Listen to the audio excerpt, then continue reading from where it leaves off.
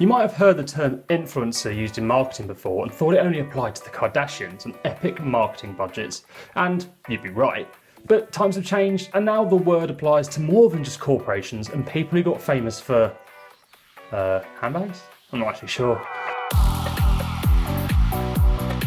So, what is an influencer? An influencer is someone who has the power to affect the purchasing decision of others due to their authority, knowledge, or position or relationship with their audience. They actively engage with a distinct niche, and that following size can be large or more concentrated depending on the size of their topic or niche. It only used to be sports stars, film stars, and celebrities with this power, but now thanks to the explosion of social media, there's all kinds of people reaping the benefits. Influencers in social media are people who have built up a reputation for their knowledge and expertise on a specific topic. They'll post content to their platform of choice on a regular basis to their large, enthusiastic audience. The reason brands love influencers so much is because they can create trends and encourage their followers to buy the products that they promote. As I mentioned at the start of the video, the term influencer is no longer for those with millions of followers. In fact, there are now 4 different types.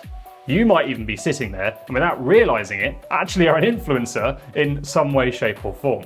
You can group influencers based on their following size or by the niche they operate in. This means you could have a small following but still have considerable influence, or the opposite. So, celebrities might have gargantuan followings but have less influence because they lack expertise in a dedicated niche. Some micro or nano influencers can have tremendous impact on their followers, meaning they can be very effective in promoting a product in that sector. Wait a second, micro influencer, nano influencer, what on earth are these? Well, let's break that down into the 4 types of influencers for you now, starting with the largest, the mega influencers. Mega influencers are people with an epic number of followers, like The Rock or Ronaldo. But actually, their following is overkill. There is no official benchmark, but people over 1 million followers are seen as mega influencers. So, who should approach these types of influencer? Well, leave this to the big end of town. Only major brands should really go here. Their services can cost up to $1 million a post. $1 million. And they're fussy about who they work with when choosing a partner. You'll also have to get past that agent before you make any deal. Next, we have macro influencers. These guys have followers between 40,000 and 1 million followers on social media. You tend to find this is where your B-grade celebrities hang out, or successful online experts. Firms will find engaging with the latter will be more beneficial to their business. Macro influencers have a high profile and can provide a powerful way to generate awareness. There are of course a lot more macro influencers than mega, so brands should find it a lot easier to work with them.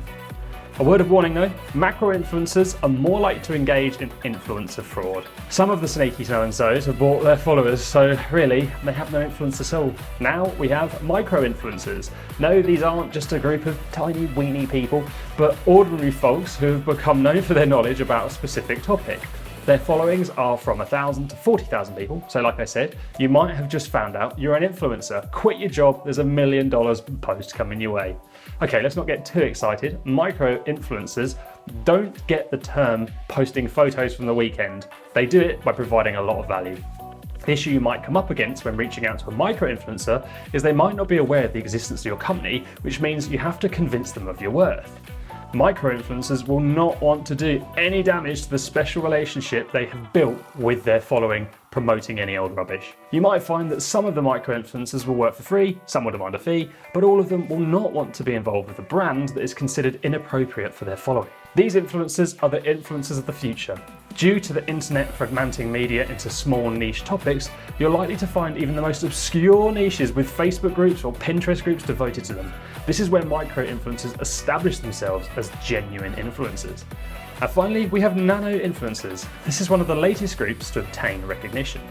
They have very small followings compared to others, but appear in incredibly niche or highly specialised fields. They're a big fish in a very small pond.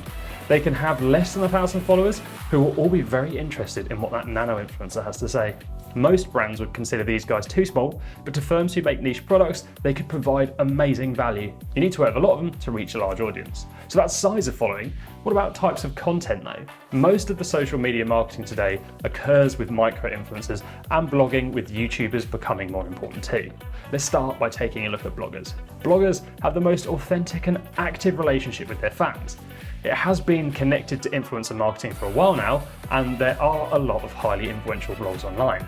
When bloggers positively mention a product, it can lead to their supporters wanting to purchase or at least try it out.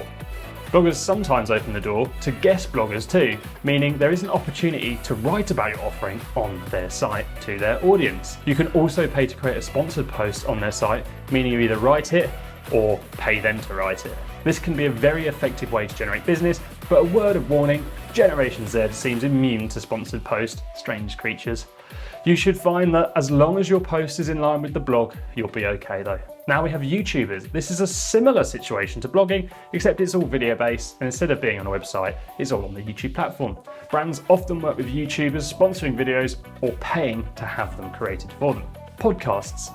It sometimes feels like everyone has a podcast these days, but there is no denying it that they're a popular form of entertainment now. Brands can work with podcasters by sponsoring their show or an individual episode. Social posts. All of these creators, podcasters, publishers promote their content on social media. They don't just hope people find it on their own platform. This means they tend to build sizable followings and are micro-influencers as a result, so there's another opportunity to work with them there.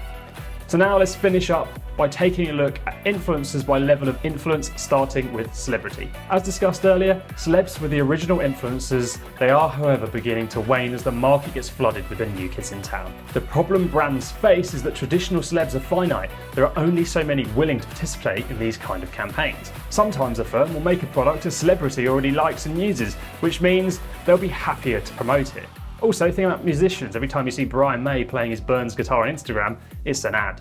Celebrities may have many fans and gigantic social media followings. However, it is debatable exactly just how much influence they hold over those who follow them.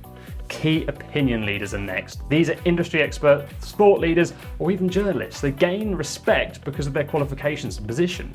This can be earned from who they work for. So a journalist from a major newspaper may have no qualifications on the topic he or she writes about, but is considered a credible enough a writer to report on it. Getting a journalist of a major newspaper to write about you is the same as getting a social media influencer to post something.